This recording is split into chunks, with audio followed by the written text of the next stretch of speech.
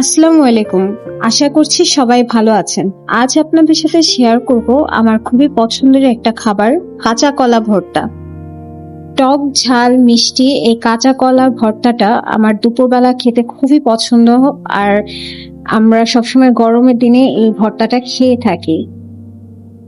প্রথমে কাঁচা কলাগুলো খোসা ছাড়িয়ে ধুয়ে তারপর কেটে নিব। এখানে কাটা শেষ। এরপর কাঁচামরিচ আর তেঁতুল নিয়ে নিব আর সামান্য কিছু লবণ নিয়ে নেব। তারপর ভালোভাবে লবণ দিয়ে মরিচগুলো মেখে নিব। আর লবণ মরিচ মাখার পরে এখানে আমি তেঁতুল ও কাঁচা কলাগুলো মিক্স করে নেব।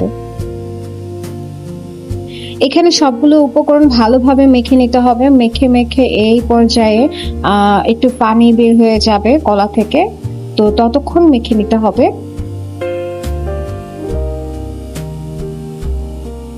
আমি এখানে চিনি অ্যাড করছি না, আমার বাবা মার ডায়াবেটিস ধরা পড়েছে, তাই আমি এখানে চিনি অ্যাড করব না। আমি তাদের জন্য আলাদা একটু রেখে আমারটার মধ্যে চিনি অ্যাড করে নেব।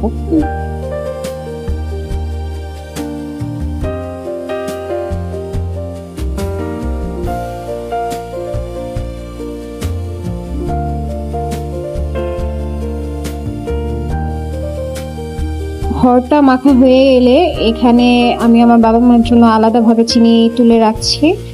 আর তাদের ভর্তার মধ্যে আমি বিট লবণও অ্যাড করব না, কারণ বেশি লবণেও তাদের ক্ষতি হবে।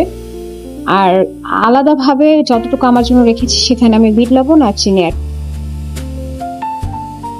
এরপর আমার ভর্তাতে আমি চিনি আর বিট লবণ অ্যাড করে ভালোভাবে মেখে নিব। ব্যাস হয়ে গেল আমার কাঁচা কলা ভর্তা। আপনাদের কার কার কাছে এমন টক ঝাল মিষ্টি কাঁচা কলা ভর্তা খেতে ভালো লাগে অবশ্যই কমেন্ট করে জানাবেন। লাইক কমেন্ট শেয়ার করে পাশে থাকবেন।